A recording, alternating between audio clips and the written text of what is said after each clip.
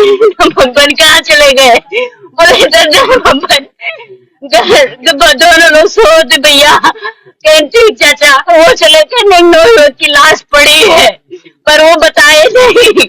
फिर दूसरे हमारे भैया उनका नाम विजय पांडे, वो भी मोहनदास पांडे, उन्होंने आए तो उसने पूछा घर में लड़ाई हुई थी। हमने कहा नहीं। फिर तुझे हम तुरंत से हो गया कि मेरा ही भाई है, मैं पकड़ के चिल्लाने लगी। हमें मुझे नहीं पता था। वहां पर जब गई मैं देखी तो वो लटपट एक भागने की कोशिश किए थे, एक हाथ नीचे पर एक पैर में, और उनको गोली हम लोग को सुनाई दी थी जब फायर हुआ था तब। उसके बाद उनको चक्कू से वार किया गया है और उनको लाश जो थे कुछ लाश मिली है, वो नेताजी के घर रहते थे, इसलिए उनको लाश छुपाने के लिए बोला गया था, इसलिए उनका मर्डर किया गया है और कोई कारण नहीं है।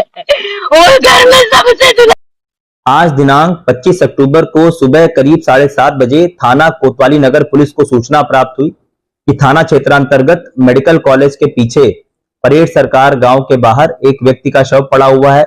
मौके पर स्थानीय पुलिस द्वारा पहुंचकर जांच की गई तो शव की शिनाख्त विजय पांडे निवासी गांव परेड सरकार के रूप में हुई। प्रथम दृष्टया देखे जाने पर शव पे चाकू के चोट के निशान थे। शव के पंचायतनामा की कार्रवाई कर पोस्टमार्टम हेतु भेजा गया। मौके पर फील्ड यूनिट और डॉग स्क्वाड को भी बुलाया गया। उच्चाधिकारियों द्वारा भी मौके पर पहुंचकर मुआयना किया गया। परिजनों से पूछताछ में जानकारी प्राप्त हुई कि मृतक विजय पांडे को रात्रि करीब 2:45 बजे उसके मित्र दीपक पांडे द्वारा, जो भी उसी गांव का निवासी है, बुलाया गया था, जिस पर विजय पांडे अपनी मोटरसाइकिल लेकर जो दीपक पांडे है उसके साथ कहीं गया था और सुबह इस प्रकार से शव मिलने की सूचना प्राप्त हुई।